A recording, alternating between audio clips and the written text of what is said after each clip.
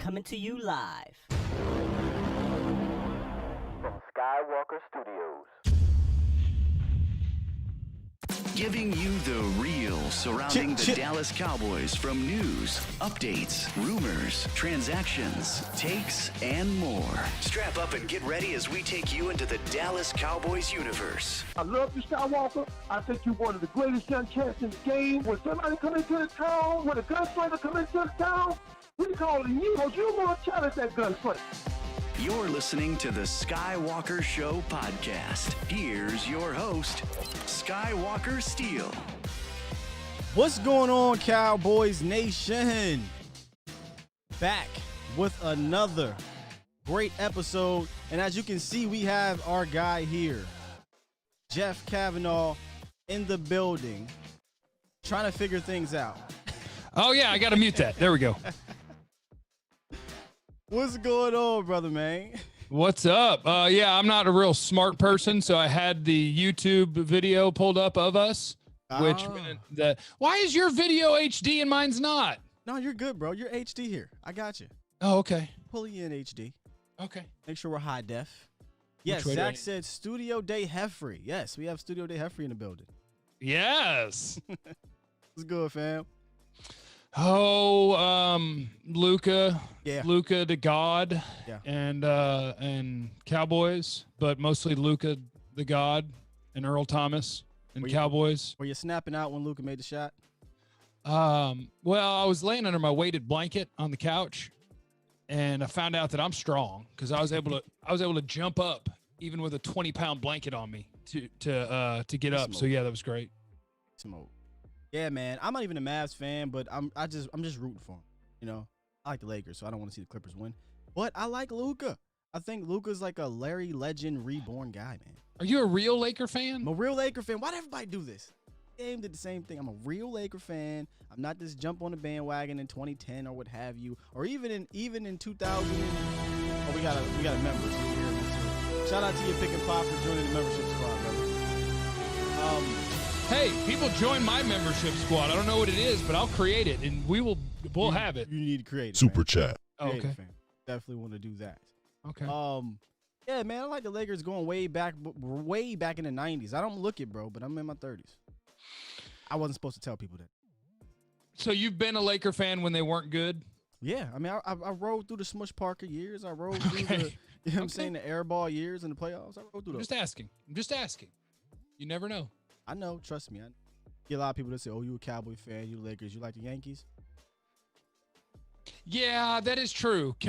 Never mind. It doesn't matter. Another day. That's for another day. Off-air type stuff. Hey, other news. Before we get into the state of the unit wide receivers, by the way, man, shout out to you for joining the show, Jeff. I appreciate that, man. And I appreciate you for sticking up for the YouTube community the other week when all that nonsense went down. So we all thank you for that, man. The whole community, including the fans, were pretty excited about that to see you stick up for us. So thank you, brother. Yeah, good people hang out with good people and broadcast with good people, and people make good content, and people should support other people, and so that's what we're going to do. How about that? Boom. You heard it. Before we get into the state of the unit, though, there was this other news that dropped. This E.T. Earl Thomas stuff. He's cut. There's no trading. He's out there. May not cost a lot. He's a head case. See, I had to put that in there. How you feeling real quick before we go ahead and do the state of the unit? How you feeling? You want him? Is it the locker room stuff? Okay. One, I have no idea. Two, hold on. Opinions. I forgot. Got to have an opinion. To me, it's disheartening that both Pete Carroll and John Harbaugh were like, get him out of here.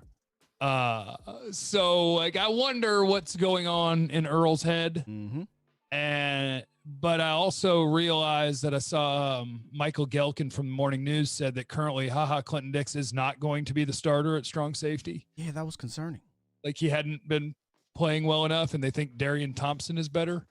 So if you told me that Earl, I don't know if people like to be beat down by contract talk, but I think Earl Thomas has offset language in his contract. So depending what happens with them trying to take his guaranteed money back and all these different things, there's a chance you could sign him for like $1 million and the Ravens would have to pay the rest of his money. So I'm in. just because I think Xavier Woods can play either safety spot, and I don't care about calling safeties free or strong. I just want to know, can you cover? And then can you tackle? And can I trust you? And with both of them, I think I can. And now you get them for free. You get Earl for free. You don't have to trade anything. You just, hey, here's a little bit of money. Come play. So, yeah, I think I'm in.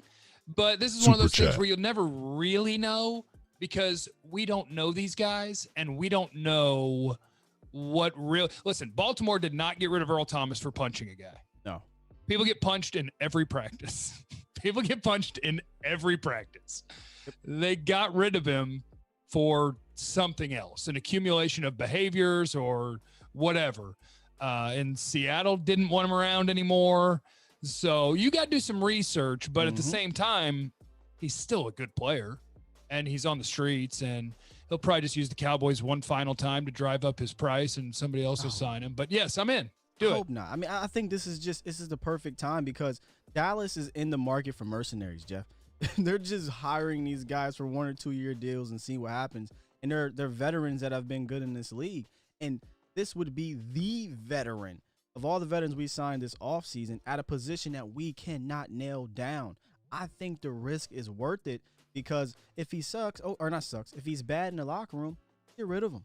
You know, this isn't a Jason Garrett regime where they're holding on to these type of guys for forever and ever. They can just get rid of them and keep it moving. And like you said, it concerns me that because I was a fan of I am a fan of I hope he gets better because I thought he could be a solid cover safety for it. Like you said, we're going to play a lot of coverage. What better guy than E.T. with a pass rush in front? Oh my goodness. Yeah, and what's interesting about that is what you mentioned about mercenaries, because isn't it great? The Cowboys, I think they became one of the teams in the league that was the furthest in the direction of, if we didn't draft you, we don't care. Like, they weren't out here scooping up a bunch of veterans to plug holes. They were very much draft and develop, which is really cool. Yeah. Except when you have holes. And so when they were like, all right, whatever, Darryl Worley, Gerald McCoy, Dontari Poe, Everson Griffin, Earl Thomas fits that mold. Where they realize where they are right now is their quarterback situation long-term is up in the air. Whether you can realistically wrap your mind around the idea that Dak might not be here for years and years. Right now, they're looking at it and they're going, okay, what can we do right now? And I love it because if any of these one-year guys ball out, like Robert Quinn got you a comp pick. You got a good player on the cheap, and then you're going to get a comp pick coming back. And so next year in the draft, you're going to have 4 extra picks. So Everson Griffin, ball out. Other mercenary. Poe, ball out. Like, bring in Earl and ball out. And if you guys want to go somewhere else and get paid, sweet. We got good production out of an aging vet, and we get picks back. It's glorious. It just makes so much sense, man. And again, at a position that we need this. We absolutely need this. I'm saying we need it. I should rephrase that. Because can we win without Earl Thomas? I think we can be a winning team. I think we can win the division. I think we can be a threat in the playoffs. But just like with Jamal Adams, if you add him to the team, that just makes that journey, that destination you want to get to, that much more easier than without him on the squad. So, yeah, man, I'm all in. I'm too. I'm too. And I think it makes sense with what they've kind of been doing since they added McCarthy, which is they are now not a team that's like, hey, it's next man up and we've drafted a guy for this. And so we're going to play this guy and, hey, Donovan Wilson's the next man up. And I know, hey, it'd be great if he develops into starting safety, great. But if you've got an aging, should I say Hall of Famer? Is Earl a Hall of Famer? Oh, yes. Okay. If you got an aging Hall of Famer who's still got good years, most likely left, sure, your development guy can wait. Go win the Super Bowl. Crazy. He's only 30 years old. Yeah. It feels like he's 34. You know, he's been around a while. We just saw Eric Weddle play to like 35 or something. But yeah. If Jerry, is he a crazy person? That's our question. Seems like. What's going on with Earl? Why did John Harbaugh say no thank you? Why did Pete Carroll say no thank you? And that's what the Cowboys are going to have to uncover. But maybe, because we do live in the age. Let me run this by you. We now live in the age where athletes truly recognize their power and influence. Could Earl have been intentionally acting out to get to the Cowboys. Listen, that's so crazy. You in my damn head, okay? Because I was going to say, take your third eye, open it up a little bit, and let me penetrate. I'm going to penetrate your eye real quick. See if you're woke a little bit. He just said a couple years ago, come get me. Want to be in Dallas. From around this area. He loves the Cowboys. Grew up a fan. Obviously, did his agent use the Cowboys last year, to drive up the price? I'm pretty sure. I'm pretty sure. But maybe he got to Baltimore and realizes, man, this ain't it. This ain't it. I don't want to be here. I don't care about none of you guys' feelings. This ain't Seattle where I got my boys with me. I got the LOB and Chris Richard and my boys. I don't care about your feelings. So if you don't like me, you don't like me. So be it. And he acted out a little bit. He acted a little bit pompous. Doesn't it feel like if he came to Dallas, he'd act right? Maybe it's a Cowboy fan in me. That's the tough part because, part of me, and I think it's probably the optimistic and sort of fan, the Cowboys doing well is good for business. So, I want them to do well, but I also try to be more of an analyst than fan when talking about them. So, part of me wonders if that's just blind optimism. But when a guy wants to be somewhere, which, if his words are true, he wants to be here, Baltimore offered him the most in free agency. So you get that big check of the signing bonus, and then you kind of try to worm your way out of there and on to where you wanted to be. Could I see it? It's 2020. Yes. Here's what I wonder. What don't you like about Baltimore? That might be the best team in football. And there was multiple high character team dudes on Baltimore that apparently had big problems with Earl Thomas. And I don't know. I don't know him. And so that's the wild card that the Cowboys will have to work through. And that's the thing that when you talk about sports is hard because I don't know. I don't know Earl. And this is all speculation, guys, but maybe it's the thing where he's coming from Seattle where he was the man. He was the leader. He was the captain. Goes to a team that already has a Brandon Williams as a captain, as a leader. It already has other guys as the captains and leaders. And he's a new kid on the block now. And maybe he was uncomfortable. Maybe that's what it is. But again, we don't know. But let me ask you this. If old Jera got, ET on the phone, what you think he'd say to Earl Thomas? Okay, I see what we're doing here. Okay, hold on. Well, don't mind that I got to close my eyes to do this, but Earl, I heard what had happened to you up there in Baltimore, and it's unfortunate, and it is, and it was, and it is.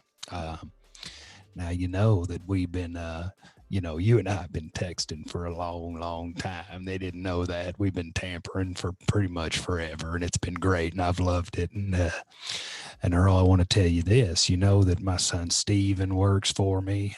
My daughter, my other son, the Jones family is the Cowboys, and we'd like to consider ourselves a family first organization. So I was real excited about that story with your brother. I believe the family that makes love together wins together. So let's go ahead and get you in here. We got big plans for you, Earl. We're gonna win us about 3-4 Super Bowls, kick everybody's ass, and it'll be good. What do you say? Oh my God, dude. Hall of Fame freaking impersonation. I love it. I absolutely love it, brother. Awesome, dude. They're loving it in the chat too, brother. Do what? Oh, they're loving it in the chat. Absolutely loving it. Oh man, they see my Bring Earl. Let's go. Hey, they say my volumes low. How do I sound, man? Am I good to you?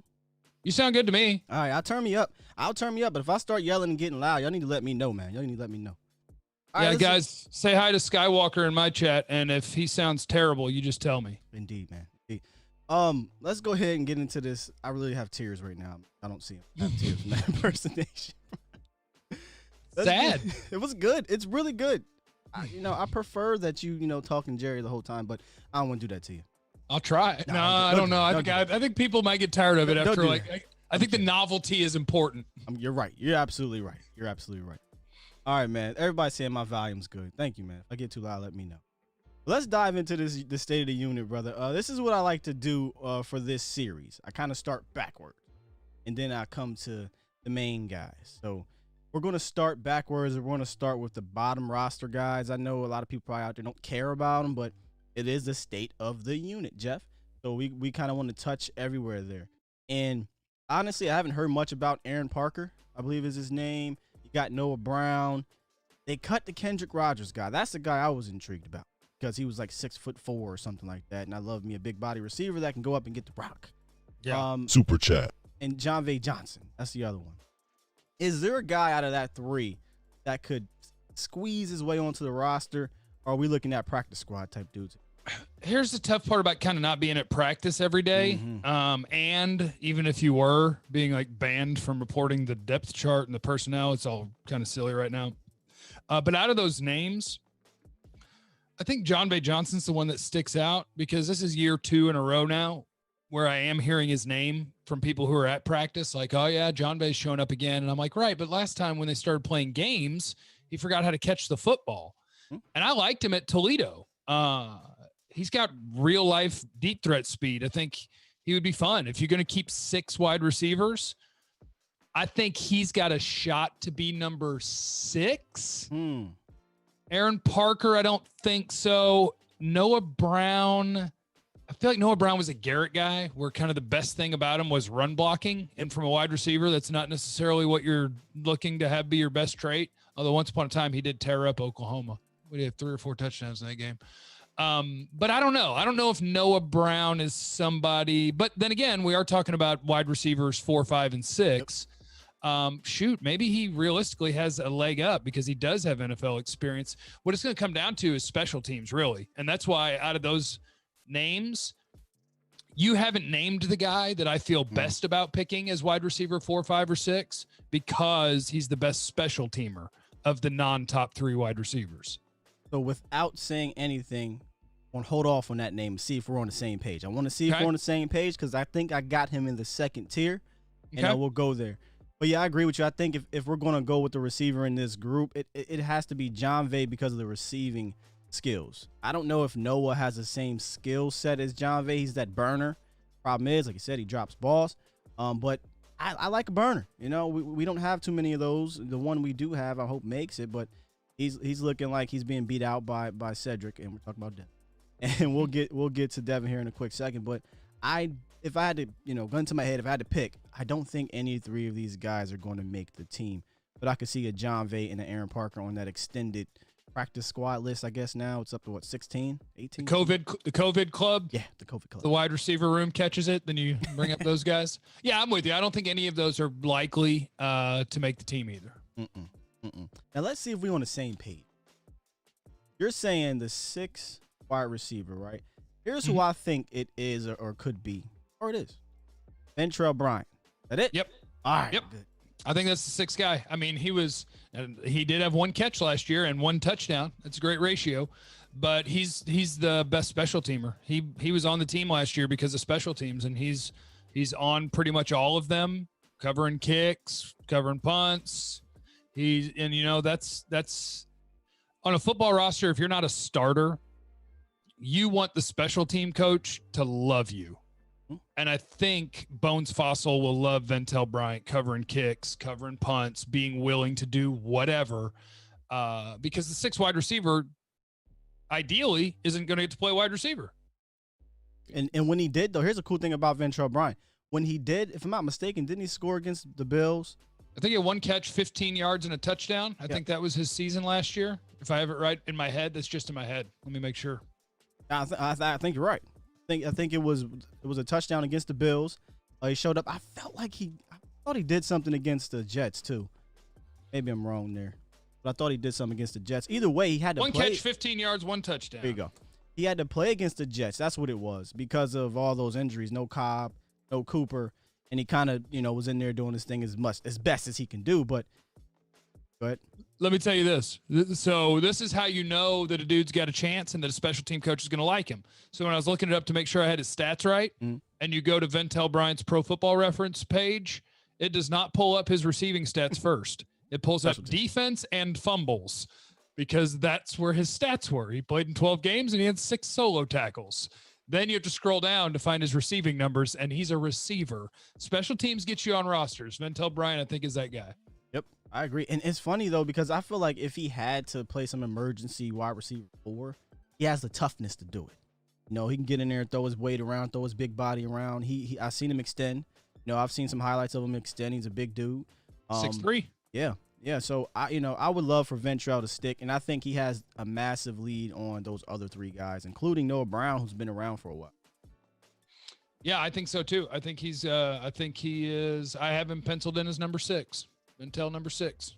Now where the battle kind of gets interesting, I think, is for wide receiver 4, right? You got my guy who I like a lot back before Cedric Wilson, came back from injury, was Devin Smith. I thought Devin Smith, if used properly last year, could have been like kind of a secret weapon type thing, at least a deep threat that we weren't using often, a speed guy. So, yeah, Devin Smith, who is having a few good practices, but from all reports, I'm hearing Cedric Wilson. I'm hearing Cedric Wilson is the guy. Even Amari Cooper talked about his route running being better, and he's just ready to take the next step. To me, that's important. The wide receiver 4 is so important right now in case one of those guys goes down. How you feel about that battle heading in to camp or heading out of camp? Yeah, Devin Smith, I think, has contributed for this team before. And I think he's also got the appeal of being a legit speed guy. And again, I'm doing this off the top of my head, but I remember watching him in college, and at Ohio State, Devin Smith would basically line up in the slot for Ohio State and run a fly. And I think he averaged like 25 yards per catch. So, legitimate deep threat is something that's really nice to have. And Cedric Wilson, and I talk about their college because these guys don't necessarily have a whole bunch of NFL body of work to really talk about. And Cedric Wilson was one of those guys who's really more of 4.55 speed. So he's not a fast receiver by any means, but shiftiness, quickness, and route running, he has that ability. And apparently in practice, Cedric's been looking good and have been making plays in some 7-on-7 and some team settings. So I guess, and I don't know if, look, their 1 through 3 is probably the best in football. I don't think their 4 through 6 is anything to really write home about. But if I had to put them in order, I think I would put Cedric Wilson 4 at the moment, Devin Smith 5, Ventrell Bryant 6. And they're all very different, which is cool. That's kind of what you want on your roster, where it gives you a variety of different things you can do. Like, hey, what's our plan here? We could put Cedric in there if somebody goes down, if we want the route runner.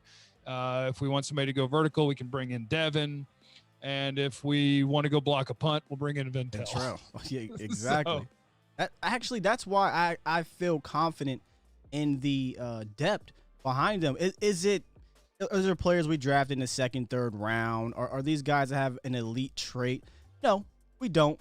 They're not those type of guys, but I think they're the type of guys, if healthy, can provide something if one of the guys goes down. But when you got 3 wide receivers like we got, Jeff, do you really need your 4th, 5th, and 6th wide receiver to be special?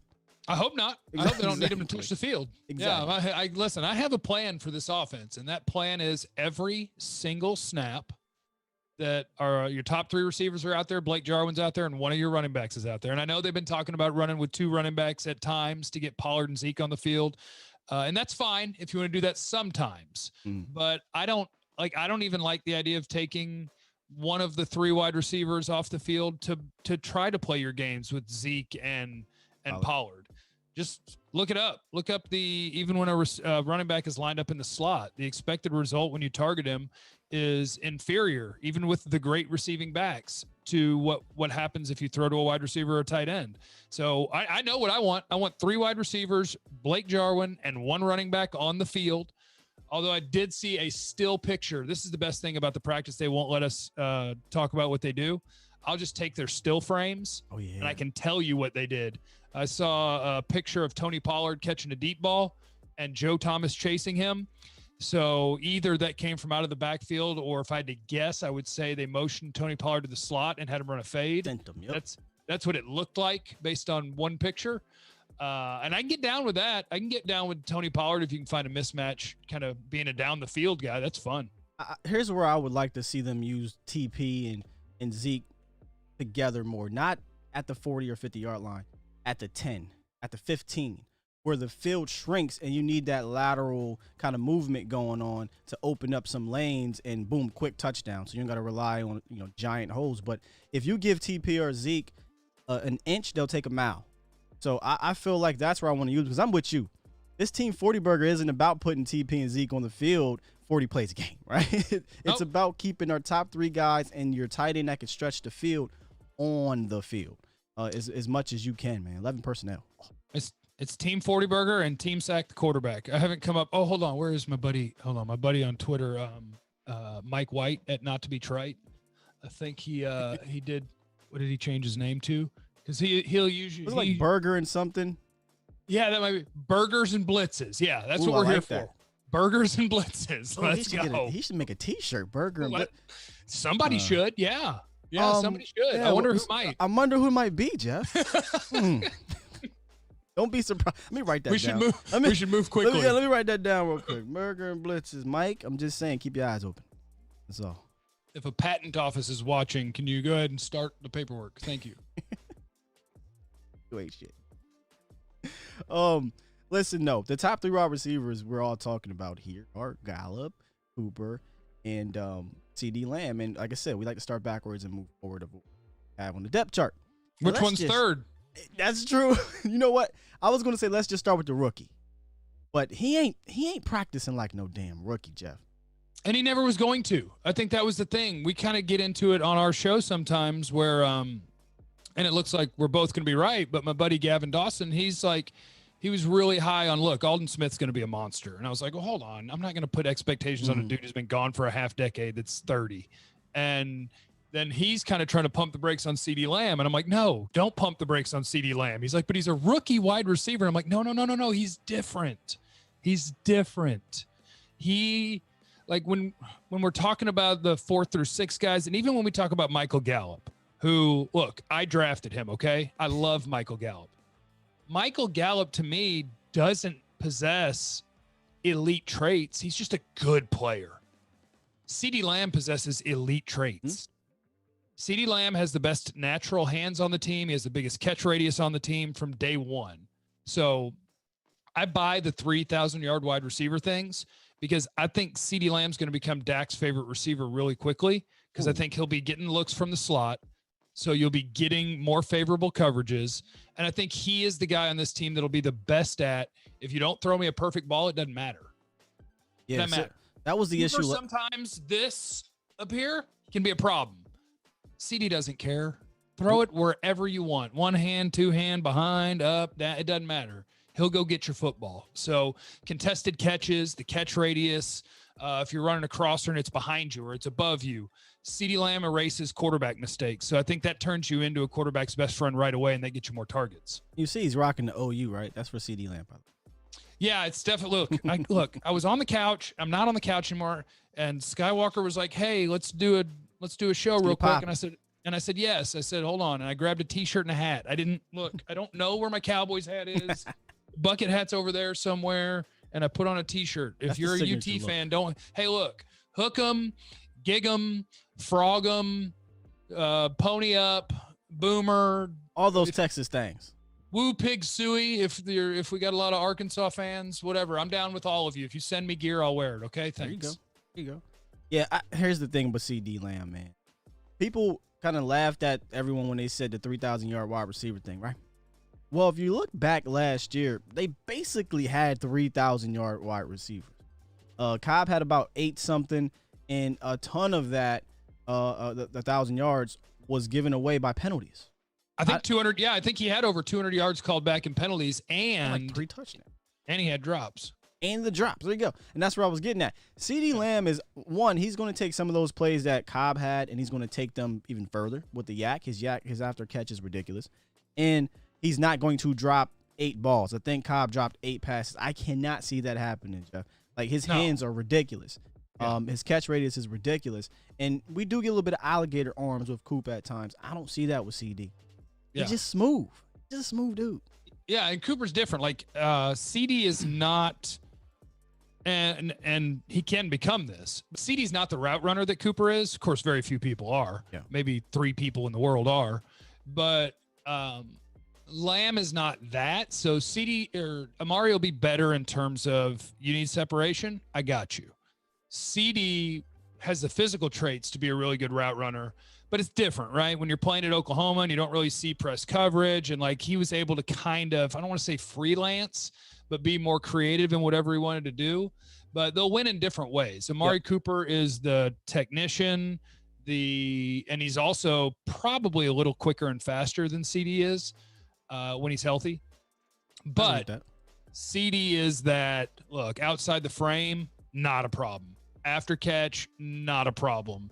And it's kind of like herky-jerky, smooth gliding joystick to make people miss after catch. And CeeDee Lamb, pound for pound, has to have the strongest legs in the league because it looks like he has bird legs. Yo, that's he looks the skinny. thing. He doesn't have a butt.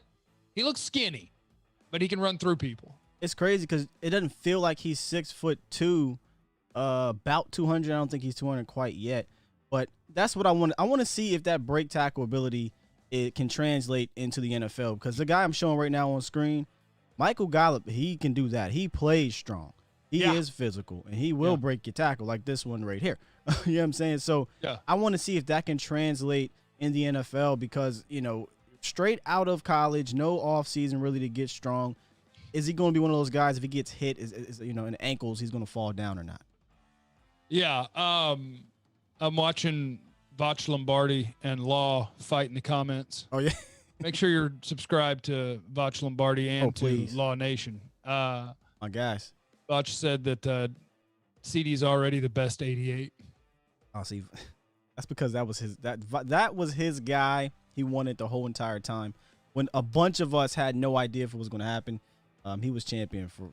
I probably did 150 mock drafts, like, you know, the simulators leading up to the draft. And if CD got to 17, I just restarted it. Facts. I told people, I was like, well, I want to be realistic. I'm not going to be there. Well, let's just restart this and we'll try it again. So that's crazy, yo, because we were doing the same thing. We did a live mock draft and CD, I think, fell. And we were like, well, all right, guys, let's start over. This isn't realistic. And we were taking guys we thought would be realistic. Caleb Chason, a Diggs, what have you. The other LSU cornerback. And then during the draft, I keep telling this story. It really didn't hit us until about pick 10. And we're like, guys, do you see what's happening here? No receivers taken. And then about pick 13, it got real serious. And then who was it? Was it one of the D tackles that went that I was like, oh my God, this might happen. Like the Niners. I thought the Niners were for sure going to take CeeDee Lamb because of the departure of Emmanuel Sanders. Yeah. I forgot what I was going to say. What's your chat saying? Oh, I thought somebody in your chat said. Shout out to the chats, though, fam. They in this thing deep. Botch is so right about this. He said drafts aren't realistic. Teams can't draft. So, yeah, I guess no matter what happens in a simulator, you should be like, look, this could happen. Teams aren't smart. Somebody could take Henry Ruggs 5 spots ahead of CeeDee Lamb. This computer knows what the hell it's talking about. Period. I will listen to you now. Draft simulators. Arguments. Whatever. Next time that a Bosa is available at 17, I'm picking him. Bosa. Facts. You think any Bosa's ever going to go beyond pick 5 ever again? I'd see. Is there another Bosa coming along? Because if there is, I'll take him top 5 right now. I don't care. Goodness, man. Unbelievable.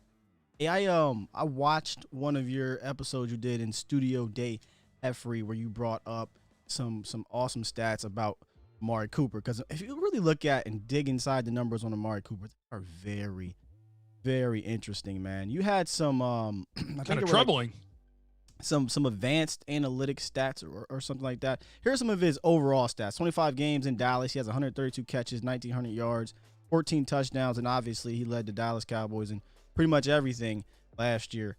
He had a catch rate of 66.4%, an expected catch rate of 57%. Difference of 8 points, which is pretty damn good. And when targeted, he has 114 passer rating. And ever since he's come to Dallas, man, he's been Dak Prescott's #1 go-to guy. But your numbers that you had, they really made me go, I'll pull it up right now. Yeah. Pull those up. So what I did was I just pulled up his splits. This is from 2019. If this is what you were looking for, but his splits, and I just went home road. Because he was asked about it, and he was like, well, it's just a targets thing. If they throw to me more on the road, my numbers would have been the same. Well, it's not true. He had 15 less targets on the road, yes, but that Jets game he basically didn't play, and the Patriot game was in a monsoon, so whatever.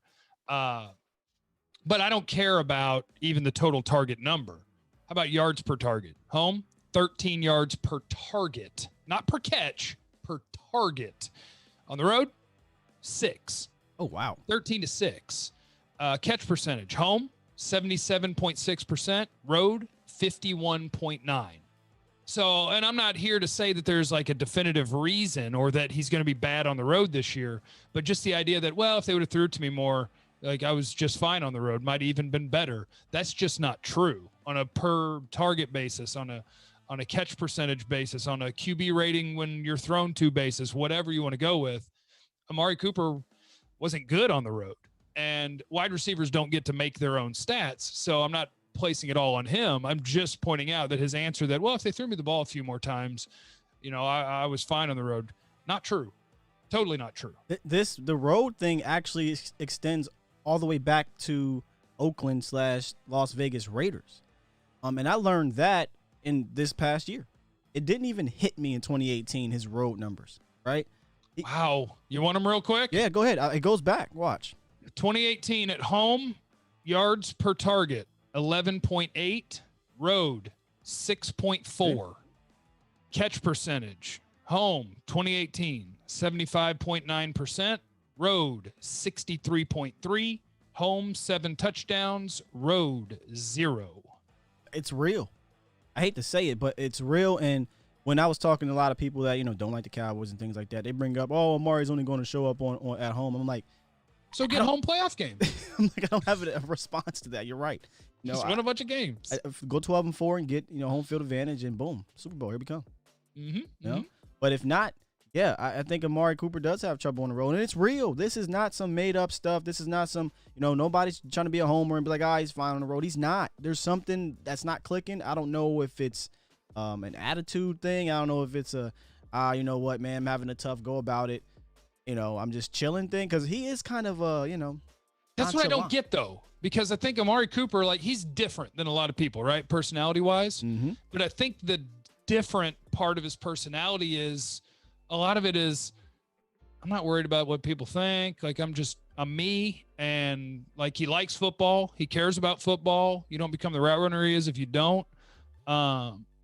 He's just different. But to me, his different has sort of like a quiet, stoic toughness to it. And so I don't know. Like, there's nothing about his personality to me that jumps out and says, I'm going to be bad on the road. I just don't get it. Like, I don't have anything to point to say, here's why, and here's why it'll go away, because he's a good player. I don't think he's easily rattled, but I don't know. I just don't know. Now you got my mind going a little bit. You say you don't think he's easily rattled. Maybe he is rattled. He just doesn't show it. Yeah. Maybe that's it, because I can't for the life of me explain why, since Oakland, your road games are not the same. I mean, and maybe it goes back to quarterbacks. Maybe we got to check Dak's road games, check Carr's road games, and see. I tell you what, though, I'm looking at his the last 2 years in Oakland, and it's not nearly as significant as in Dallas. So if we wanted to, you know what we could do? What I love to do. Blame Garrett. You went into a shell when you went on the road.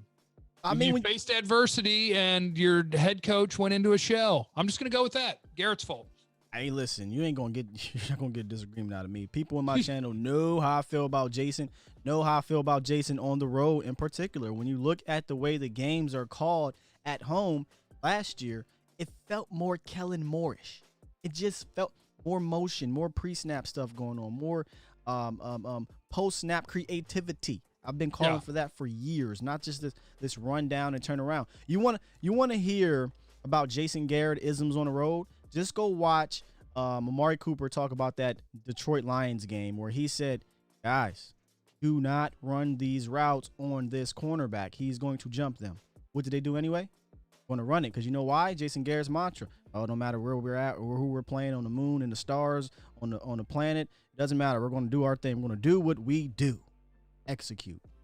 Jason Garrett loves him a good comeback route, and Darius Slay is sitting here playing cover 2 where you cannot run a comeback route, and people are like, why?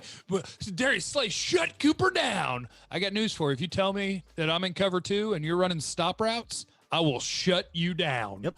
Because I don't have to move. Yep. And I don't think Kellen Moore is going to fall for that. No. Mm-mm.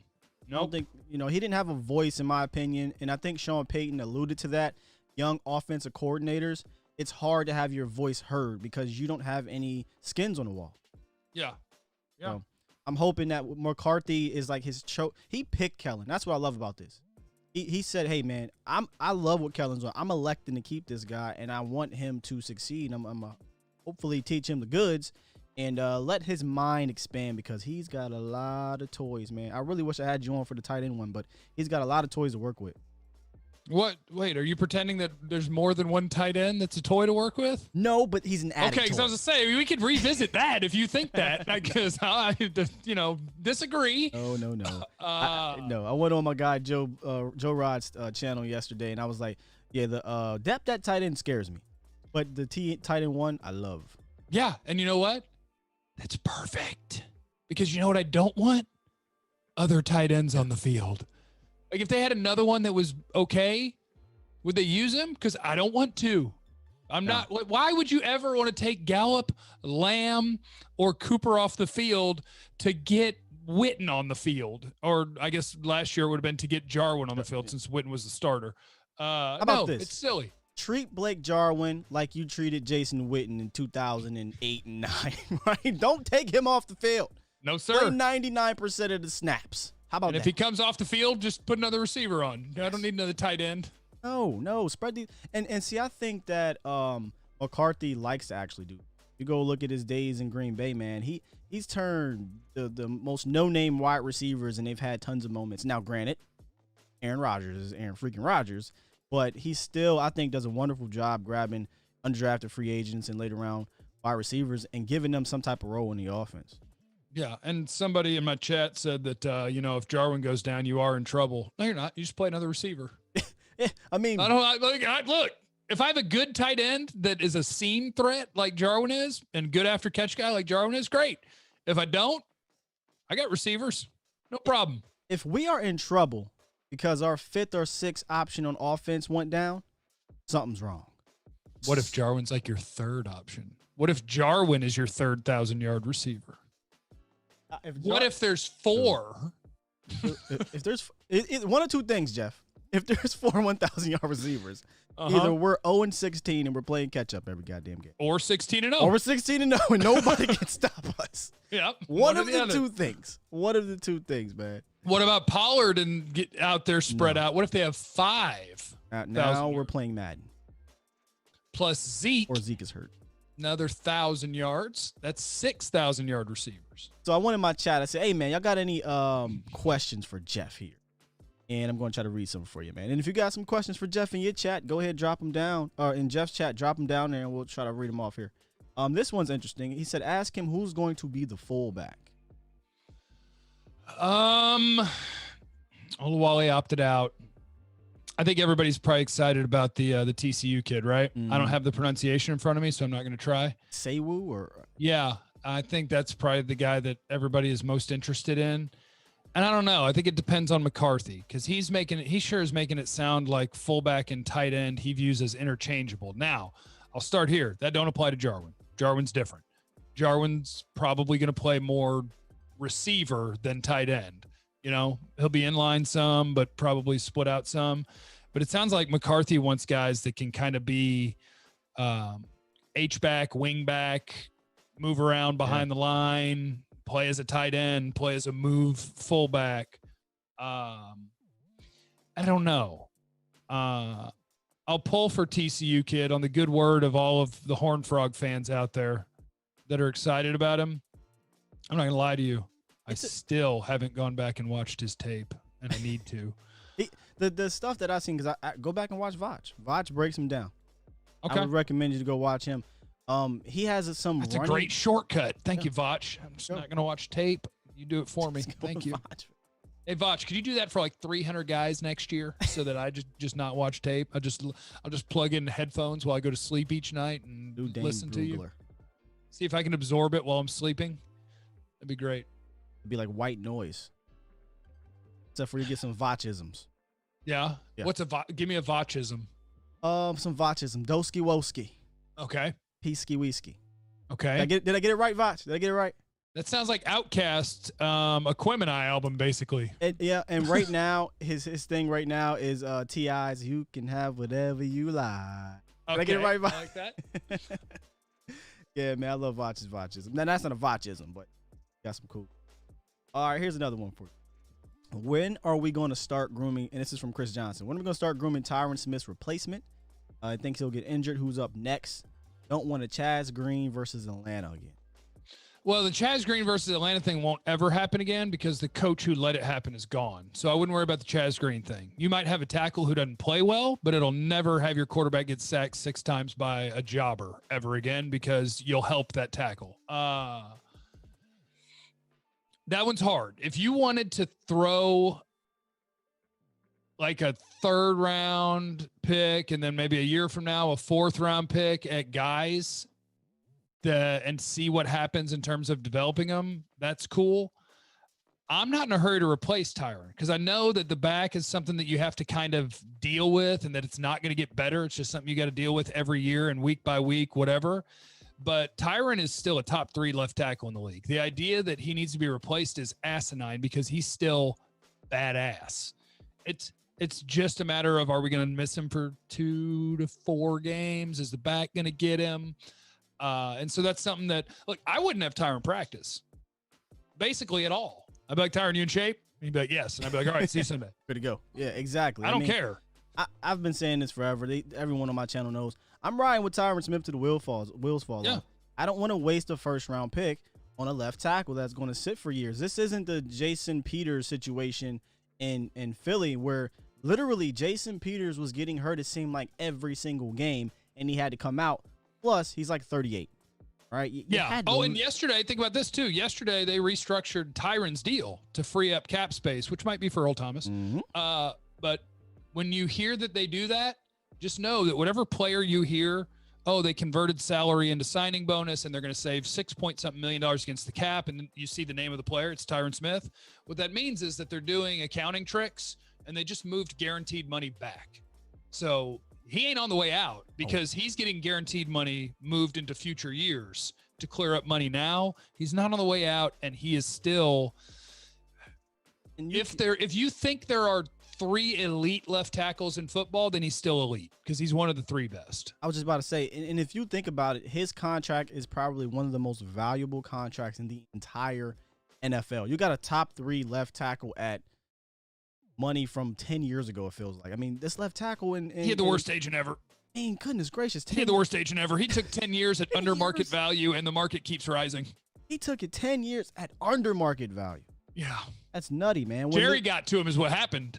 And that's why Jerry wanted to get to Dak. How did Jerry get to him? Well, Jerry's I was goal. gonna say, do the voice. Oh. What we did is at the time I had a 600-foot yacht, and I invited his agent out, and I got him out there, and his agent, sweet man, great man, and got him all liquored up.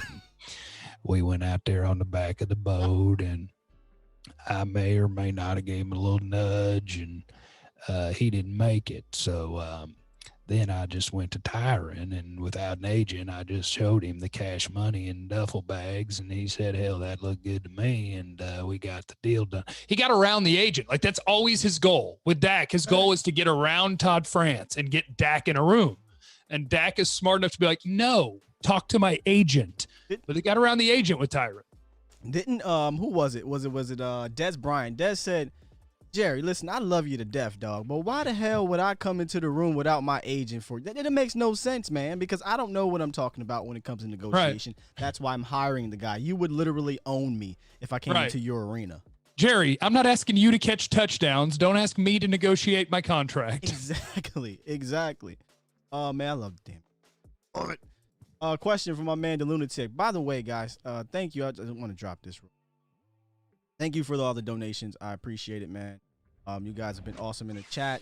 They're in here heavy, and they are dropping a lot of questions. So I'm going to try to get to as many as I can get. One of them was, what about Connor Williams at the left tackle? Something happens. I'm open to it because I think their backup tackles are trash. I don't think Cam Irving's a good tackle. They survived with Brandon Knight for a minute, didn't they? But I don't think they have a good swing tackle. So I don't know if they would realistically do it. But if you magically put me in charge of the Cowboys and you told me that Tyron was going to miss 3 weeks, instead of playing my swing tackle, I would play Connor Williams at left tackle and Connor McGovern at center, or Connor McGovern at left guard, and either Looney or Biotish at center. And yeah, that's the way I would do it. I would take a guy that's been a guard his entire NFL career, and off of his Texas college tape, I would say, I think you'll be a better left tackle. Or hell, I was a left tackle at LSU. I may do musical chairs, and this might be stupid to have that many moving parts because of one injury. Like, all right, right tackle to left tackle, left guard to right tackle. Wow. We'll just go from here.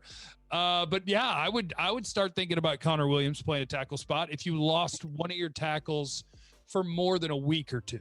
I think because I don't trust Cam Irving. I don't trust any other backup. Exactly. Don't you have to? Here's one thing I will give the Garrett regime a little bit of credit on is that for the most part, besides Chaz Green, their swing tackles have been pretty solid. They weren't Jeremy Parnell for a while, who turned that swing tackle job into $36 million.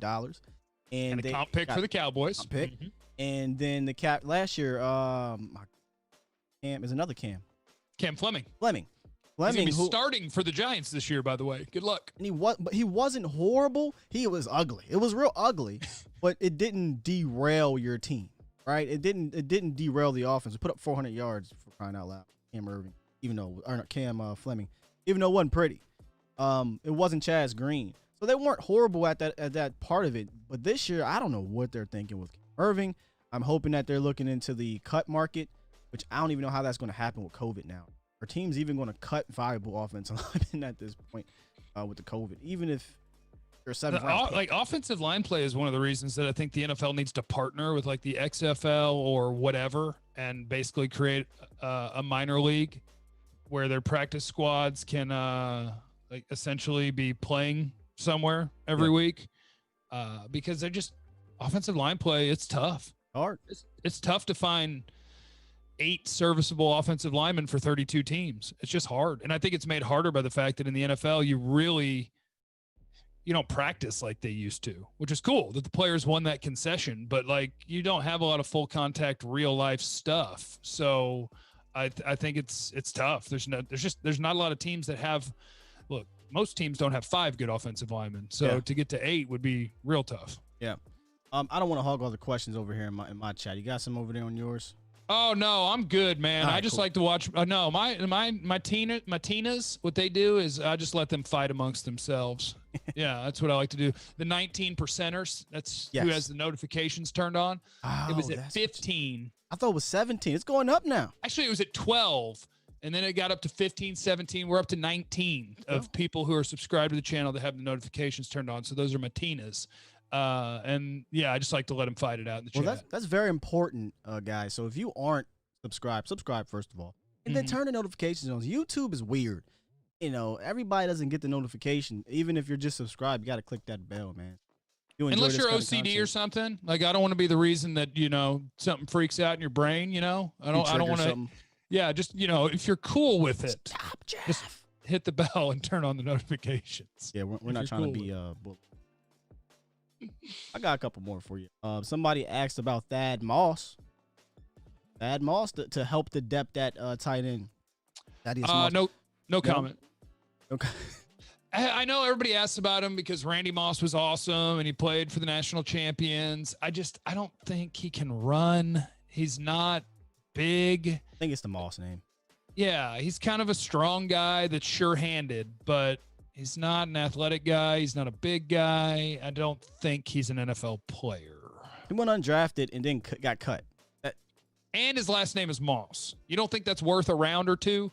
So that means that he was going to be double undrafted. I told you if the Bosa kids have a baby, I'm drafting him in the first round. Yeah. If Thaddeus Moss went in the 7th, I would have understood.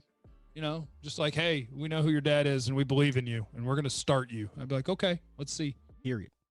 What about McCarthy here? Ghost Killer said, the new West Coast offense, how will it benefit Michael Gallup? And if you want to expand, just how would it benefit the offense in general? Are we even going to see a real West Coast, Jeff? I don't think so. I think what I'm really hearing mostly out of camp is that McCarthy kind of likes what they were doing. Now, that doesn't mean they won't change some things. If I were going to change something about this offense, I would like to see them catch less passes with their chest facing the quarterback. I hate catching passes while you're running back towards the quarterback. That's the Cooper special. Yes, it's a Garrett special. So, like, what I think they're going to change is more of the pre-snap motion stuff. I think now they feel like they've got 3 different guys that you can use as sort of a jet sweep threat. I kind of think, picture the Rams when they were the hot thing, where you can use Tony Pollard as a jet sweep guy, CeeDee Lamb, Amari Cooper. I think all of those guys are viable options to do that. I think more crossing routes. I think less using a running back as just a check down option in the passing game. Goodness. That was annoying, Jeff. Yeah, but I don't know exactly what the blend is going to look like. Where, look, McCarthy's going to have opinions and things that he likes, but he's also kept Kellen Moore, and for a lot of the stuff, kept some of the principles and the language because the players already know it. He's the only one who doesn't. And he's like, I'll learn that. So I don't know. Like, I could go through the general principles of a West Coast offense, and does this apply to McCarthy? But I think he prefers to aggressively throw the ball. He prefers to have multifaceted backs who are a weapon in different ways, including a guy that could be lined up as a fullback. I don't think, Jeff, that he sits out a whole year with an analytical team and comes back out of that saying, you know what, I want to run a traditional West Coast offense in 2020. Right. I don't think he does that. I think he sits there with the analytical team and he sees, this is what's working in 2020. This spread formation type thing, this RPO thing they got going on here. You see Dak's trimmed up a little bit. Okay, he's not as bulky as usually is. I heard that he's still that 240-ish or something like that. I don't know, but he's looking good. But he's looking like I'm about to start running again. So, I think they're going to implement a lot more of what we see nowadays, and that's not West Coast offense. There may be some portions of it mixed in, whatever you want to call Kellen Moore, the Bronco offense. I don't know what you want to call it. But whatever you want to call it, I think they'll mix it together. And I'm excited for it, man. I think you got a great offensive mind in McCarthy and then a young whiz kid in Kellen Moore. Let's put them together. And Dak's got great hips and great thighs. Just great hips and great thighs. Sound like just want you to know that. John Madden. He's kind of built like a real strong fitness lady in the lower body. Watch the way he walks and how his hips and his butt work together. And I'm telling you, it's something. Those thighs is rubbing together type thing. Something. I don't know. There's something about it. Didn't your boy Broader say something like that? He got a butt. It was a drop like that. He does have a butt. Now, it's Lucius who always comes up with really funny sayings for what it is, because he'll always be like, oh, yeah, it looks like and then he'll come up with something really creative and funny, and I can't think of what any of them are, so don't worry about it. That's cool. That's cool with it. Somebody brought up the 2016 explosive back, talking about Zeke. He says, will Zeke get that explosiveness back? What happened to his elite burst? Is that a myth? Okay. This is kind of irresponsible, and I'd like to apologize in advance. I think if it was Zeke's only focus to be the best running back in football, and that was what he worked at 365 days a year, he would break a lot more tackles and he'd be a lot more elusive. I think he's super, super talented, but already at age, what is he now? 26, 25, 26, something like that.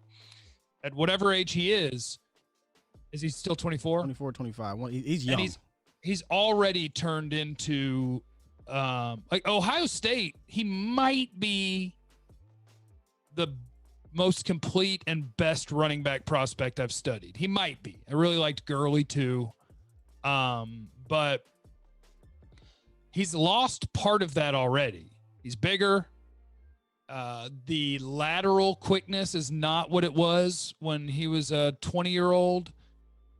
He's still, and probably even more so, fall forward and powerful. I think he's probably even more powerful. God, he plays behind his pads so well. And powers through things. Maybe the best in the league at it. But yeah, he's not the same elusive guy. Like Pollard, it almost looks like he's not a running back when he's running. Because he's not built the same. He's so much thinner. But there's this ballerina agility to make dudes totally miss. And, Zeke's going to power through you and get 3 more yards. Pollard, you might get chalked up for a missed tackle and you never touched him. So they're very different, and I think they can complement each other very well. But Zeke is just not the same explosive athlete that he was. Feels like the thunder lightning type of thing with Zeke and Tony Pollard. I think it's okay to admit that Zeke is not as explosive. And I also think it's okay to say he doesn't need to be 2016 Ezekiel Elliott to still be an elite back in this league. I had to come to grips with it last year. I called Zeke out. Was it tough? Yeah, it was, man, because I'm sitting here like, man, Zeke can do everything great. And he still can. He still can do everything. He can do everything. Really freaking good. But I had to come to grips that he ain't busting no 40, 50-yard run no more. It just not happening, Jeff. And that's no knock. And maybe part of it's Cabo. Maybe part of it is workload between Ohio State. Look, this could be real. Zeke could be on the downside of his career just because of the tread on the tires. That could be real life. Even before 25 years old, the number of touches that he's getting, that could be real life. But see, I think that's why you have to implement Pollard a little bit more. Don't look at Pollard as a guy like, oh my God, he's taking carries away from Zeke. No, he's a good back. How about he's taking hits away from Zeke without lessening your offense? I'm not saying I'm not saying put Pollard in there on 3rd and 1. That's not what I'm asking you to do. But if there's an obvious passing down, I'm going to be real with you. I'd rather see Tony Pollard in an obvious passing down if you're going to have a running back out there. Unless he's going to be blocking. Because we know Zeke is very good at that. And I don't want to tip my hand all the time. So I know Pollard's not going to be out there every single play. But just use him a little bit more to help Zeke lay off on taking those major hits. Because like you said, he's not really interested in running around you. He's trying to run over you. And also just to see how much Pollard on almost 100 carries had 5.3 yards per carry last year. If I can continue to get that output with him getting a couple extra carries, keep seeing. Yeah. And if it doesn't work out that way, then dial it right back to where it was. I think you've got to be willing to kind of move the scale a little bit and find out what works best for your team. And the idea that Tony Pollard needs more touches is absolutely something that they should find out by giving him more touches. Facts. Yeah, it was infuriating last year, Jeff. One game, 12 touches, 100 yards, touchdown. Next game, 5 snaps. What? I bet the next game was a road game. Saints. I mean, going to a shell. It's like they did. Yeah, good. I'm glad I'm rolled away thing. People thought I was crazy. I'm like, no, go back and watch it, man. It's like anytime anything got clampy, they're like, you know what? We're going to go back to what we know. Zeke on 1st down, Zeke on 2nd down, pass. Yep. Play action on 2nd and 8. Duh. It's the same things over and over and over again. It was frustrating thinking about it. Mel says Kavanaugh is the only one who was 100% honest on Zeke. There you go. Well, yeah, thank you. But a lot of people will just say that you're a hater if you don't say that everyone's the best. So I thank you. I need people like you who think it's honesty, because always there's love to read them. A lot of people that think I'm just a hater. No. Yes, I do hate running backs. I don't hate them. I hate paying them. So that's yes, whole, in some ways. Goodness. Get your paper. Everybody get your paper, but I do not understand paying your running back. Every running back, congratulations on every dollar you accrue, and I hope that you end up wealthy for generations. I also don't want my team to allocate significant salary cap resources to your position. Can't believe we did. I love you, Zeke. I really do. I just can't believe we paid you 2 years before we needed to, when you had a quarterback and a cornerback that are more valuable in my. My boy Sosa, aka the Cowboys Network. If you don't know, man, make sure you follow that guy on all platforms. He drops bomb visuals with some good news. Today he dropped the ET stuff. He said that Pollard has the Zeke body in college. Funny thing about Pollard, he's 6 foot 215 and don't look it. No, he doesn't at all. No, if you had to guess his weight, I guess because he's in the NFL, I would guess over 200 pounds. but you look at him and and maybe it's because he also like Zeke comes out of the game and he goes in. And so you go from a guy whose thighs are like and his quads are like monsters to then a guy who kind of looks like he's built like a receiver. It's a very different build between those two. And they were going to use him at receiver in the Senior Bowl. They said, "Hey Tony, can you come over here and play slot?" Yeah. He said, "Nah, no. I'm running back. Let me be running back." And I think if Pollard was on the Chiefs or the Saints, he could easily be a 500 back or a 600 type back, man. Easily. For sure. Easily. You should be that here. You know what's funny about this, man? I don't know how much longer you got here, but I definitely want to get your opinion on this. We went this whole show. Granted, it's about wide receivers, but I knew we'd get into the chat and talk. It's about whatever we want it to be about. And I do have to return a FaceTime call from my lady fairly soon. Got you. But rock and roll. Give me to 9:30 then. Do not. Well, your time is 8:30. I'm sorry. Oh my God. I really thought you just said, give me an hour and 7 minutes. And I was just like, man, Skywalker and his demands are outrageous. Hold on. Let me just answer this one right here. Hold on. Hi, dear. Yeah, still going. Me and Skywalker Steele are doing a show for our Cowboy fans on YouTube. I apologize. He's my buddy Skywalker. He just said he apologizes for how long he's kept me. Look, I'll call you back in 6 minutes. No, wait, time out. Skywalker? Yeah, it's his name, Skywalker Steele. Is that his actual name, or is that? Tell her yes. Tell her yes. Yeah, that's his parents were big time Star Wars fans, and so yeah, Skywalker. It would have been more believable had you said he was Native American. He is also Native American. I don't know what to believe about any of this. Tell him Don't say that! Oh God! I'll call you in 5 minutes. Bye.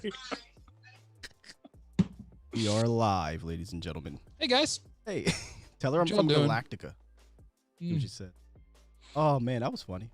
Well, before I let you go, before you get cussed out, I just want to get your take real quick. Everson Griffin, he's here. It's happened. I'm excited. I didn't catch all of your information and opinion on Everson Griffin. But how you feel about picking Everson Griffin up? I thought Everson Griffin. So I went back and watched some tape of Everson last year in 3 different games: early season, mid-season, late season. And that dude still absolutely positively got the juice. Everson, so my takeaway after I watched his tape was, I think he's an upgrade over Robert Quinn. I really do. You got him at a giant discount because I think what happened is the entire league sees something like what happened to Griffin, where you have, what would you call it, an episode, and he had to go into basically a sober house for a few weeks, step away from the football team, come back. And he had some weird behavioral issues. And the fact that it's called a sober house makes me think alcohol is probably involved. But I think teams probably just looked at that, and you combine that with the coronavirus where you couldn't really have guys in and talk to them and work them out and all that. And it just added up to a lot of teams being like, look, the dude's in his 30s. We think he's a crazy person. We ain't worried about Everson Griffin. And the Cowboys were like, we'll take him. Is the price right? I can't believe that. His tape is awesome still. He's still a good pass rusher inside and out. He's got a good plan of attack as a pass rusher. He's relentless. He's powerful in the run game. Everson Griffin is a really good player. Scary season. You combine that with what everybody's saying about Alden Smith, the early returns on him in camp. Alden Smith might not have a choice. He might have to move inside for a decent number of snaps because you might have 2 defensive ends that you're incredibly happy with, and Alden might have to move inside. I love the Griffin signing, Grifferson. And again, much like the Earl Thomas, there's things we don't know. I don't know Everson Griffin. Now, I automatically, like with him, I read the whole backstory from an April article from Tom Pelissero about him during free agency when he wasn't signed yet. And it was him kind of being open about his episode in Minnesota and everything that happened. And as soon as he said words like therapy and counseling, I was like, my guy. I got a therapist, see her every other Thursday. You're immediately my guy. If you have any mental health struggles, we're family, baby. Let's get it. So I'm on team Everson Griffin and I'm pulling for him, but we don't know what's going on in people's personal lives. We don't know that all these guys that they take chances on are totally squared away and it's going to be smooth sailing from here on out. What I know is that they got him at a great price and that he's still a monster on the field. I think we needed somebody like him because he is a guy who has played. Obviously, 2018, he had that episode. But other than that, he's a reliable guy. He's been reliable his entire career. And, Randy Gregory's not here. And Alden Smith, we don't know yet. So I felt like we needed to get a guy opposite of DeMarcus Lawrence, and we did. So I am excited for Everson. And players and coaches, pretty much to a man, raved about him. Yeah. In Minnesota.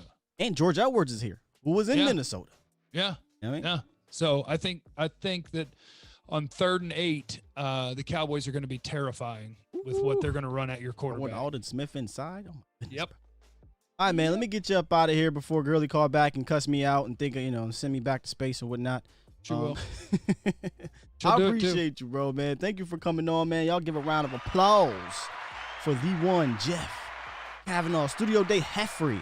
Was my board hooked up to this? Could I hit buttons? Yeah, if your audio is coming through it. Okay, let's see. I bet it's just going to be. I bet I'd set it up with like quotes from a Cowboy or something. Well, I mean, I think it's there you like. Go. You hear anything? I can hear that. Frankly, what is it? The fullback position. Fullback position, Mike McCarthy. Oh, okay. Okay, I turned it down. Well, now we know for next time. Here we go. Well, yeah. I have my board, and it's got 8 spots for audio. So when I want to play audio in a thing, I just put them in there, and I never clear them out. So I didn't know what was in there. That's literally what I do. I literally have Jane Slater still up here from when she talked about the first practice. I need to like she's at the house. Now listen, I'm not gonna get me in trouble. Don't get me in trouble, okay? Mine's is watching. Okay. I'll text her for you. Okay. Wait, did you say wife? No, not yet. Oh, okay. Not yet. Okay. Oh, there you go. Yeah, there you go. Well, I'm pulling for it. Good luck. I hope you guys have triplets. No, I have 2. Do you really? Okay, you are older than you look, though. You said you're in your 30s, right? No, and I didn't mean to tell everybody. It's supposed to be a mystery. Yes. Okay. Because you do. You look 23, 24.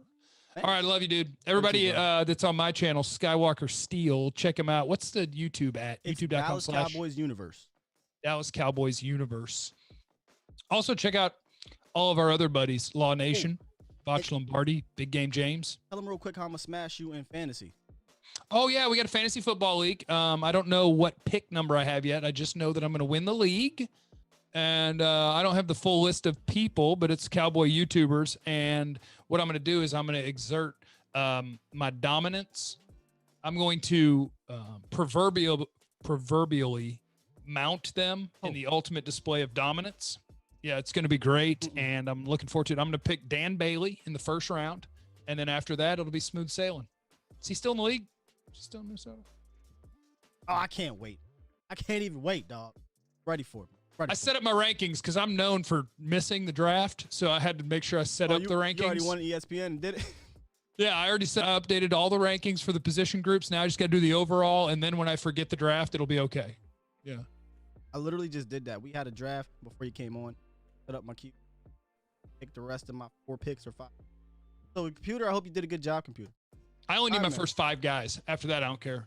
I got a bomber. I read you my roster. I read you the rest of it. Yeah, it was really bad. I'm excited about playing you this year. He's lying. He's lying. All right, let's get out of here. I love you guys. Love you too, man. Appreciate you, dog. Peace. All right.